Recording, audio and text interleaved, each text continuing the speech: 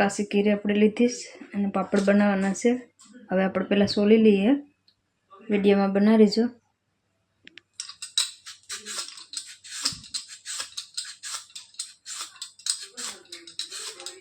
પાકેલી છે આ તો।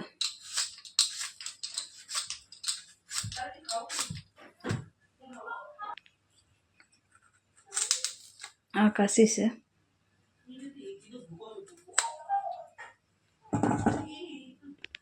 છોલાઈ ગઈશ। 2 કાશી છે ને 2 પાકેલી સાલ છે એવી। ચાલો આપણે કટ કરી લઈએ।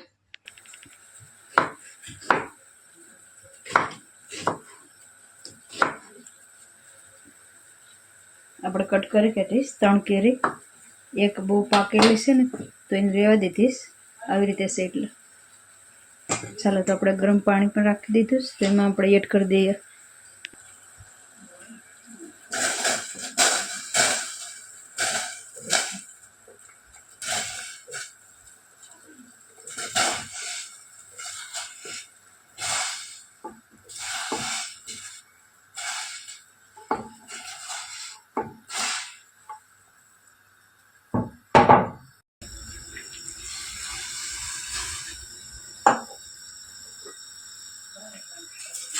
પાણી પણ આપણે એડ કર્યું, થોડુંક ઓછું હતું એટલે।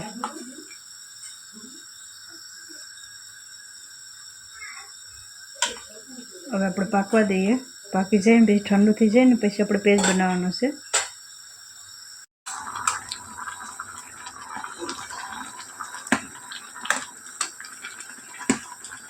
મેંગો આપણી ગળી ગઈશ, હવે આપણે બંધ કરી દઈએ।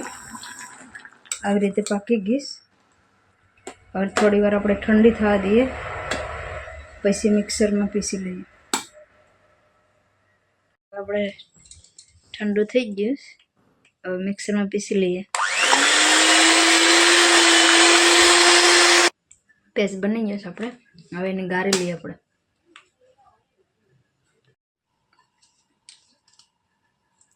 હવે આપણે ગાળી રોઢીમાં જ લઈ લઈએ।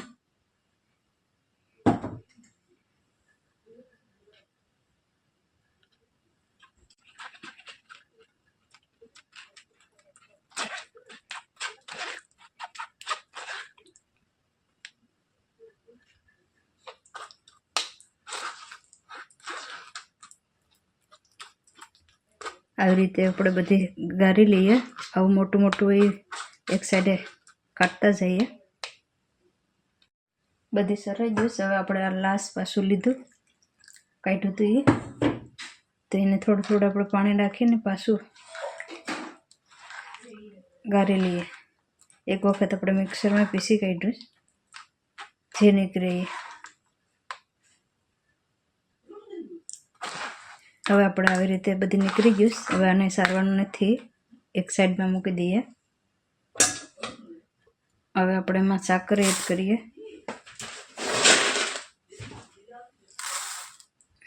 2 ચમચી જેટલી સાકર એડ કરી, 1 ચમચી ચીલી ફ્લેક્સ, 1 ચમચીમાં ઓછું કાળું નમક,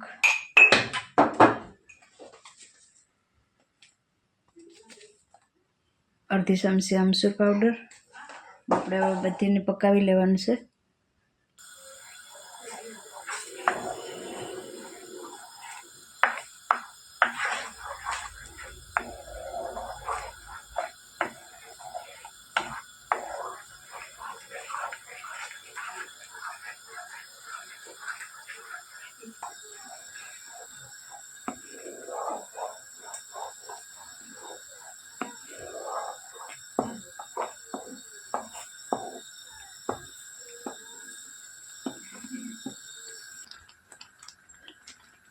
આપણે થોડો ગ્રીન કલર એડ કરીએ।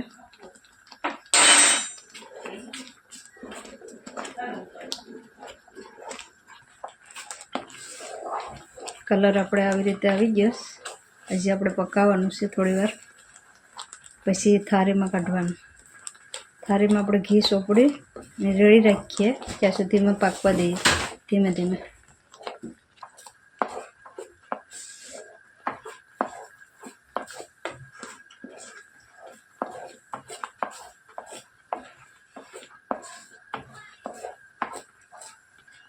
હવે આપણે ગેસને બંધ કરી દઈએ અને એમાં ગરમ ગરમમાં થોડીક વાર હલાવીએ, પછી આપણે થાળીમાં કાઢીએ.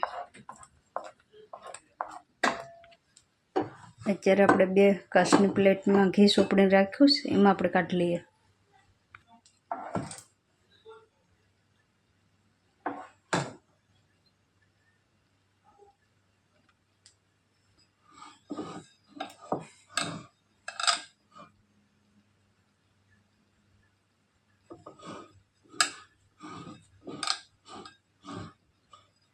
આવી રીતે એક હરખું કરી અને આપણે બધી ડીશમાં કાઢી લઈએ થોડું થોડું.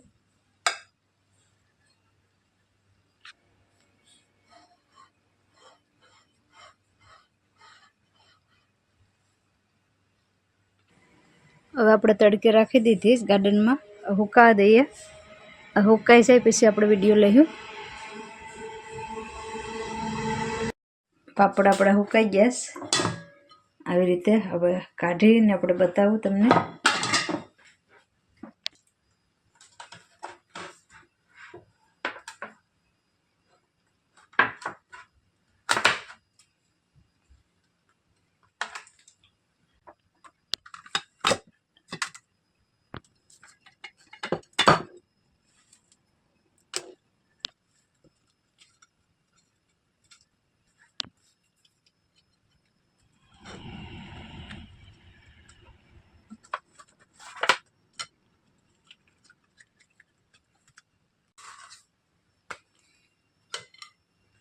જોઈ શકો છો આપણે પાપડ રેડી છે. તડકો હોય ને તો એક દીમાં હુકાઈ જાય. આપણે 2 દિવસ થયા ને હુકાઈ ગયા. હવે આપણે એને લઈ લીધા. આ વિડીયો આપણે અહીંયા એન્ડ કરીએ.